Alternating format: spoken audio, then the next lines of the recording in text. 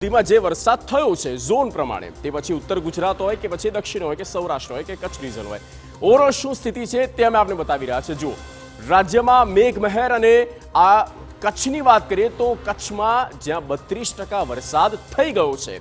આ વખતે કચ્છમાં જૂન મહિનામાં જે વરસાદ થયો છે તે ખૂબ જ સારો કહી શકાય, કારણ કે કચ્છ અને ઉત્તર ગુજરાતમાં કમ્પેરિઝનમાં ખૂબ ઓછો વરસાદ હોય છે, પણ આ વખતે કચ્છમાં 32% વરસાદ આ એક મહિનામાં ગણી લો કે જૂન મહિનામાં થઈ ગયો છે।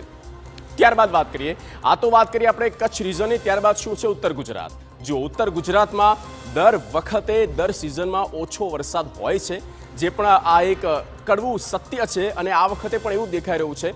26% વરસાદ છે, શરૂઆત ખૂબ સારી રહી અને ચોમાસું આવ્યું અને સીધું ત્રાટક્યું। પહેલા બોટાદ, ભાવનગર અને પછી વારો આવ્યો ઉત્તર ગુજરાતનો બનાસકાંઠા, અને બનાસકાંઠામાં જે જોરદાર વરસાદ થયો, પણ ઓવરઓલ એવરેજ જે છે તે 26% જેટલી બેસે છે જૂન મહિનાની અત્યાર સુધીની। મધ્ય ગુજરાતની વાત કરીએ, સેન્ટ્રલ તરફ આવી, આપણા અમદાવાદની વાત કરીએ, ગાંધીનગરની વાત કરીએ, ત્યાં જે છે તે 36% વરસાદ થઈ ગયો છે। વડોદરા, આ જે અલગ અલગ રીજન છે તેનો ઓવરઓલ મધ્ય ગુજરાતની જ્યારે એવરેજ નીકાળીએ તો એ છે 36%। ત્યારબાદ સૌરાષ્ટ્રની વાત કરીએ, સૌરાષ્ટ્રનો આખું જે રીજન છે ત્યાં 35% વરસાદ અત્યાર સુધીમાં થઈ ગયો છે।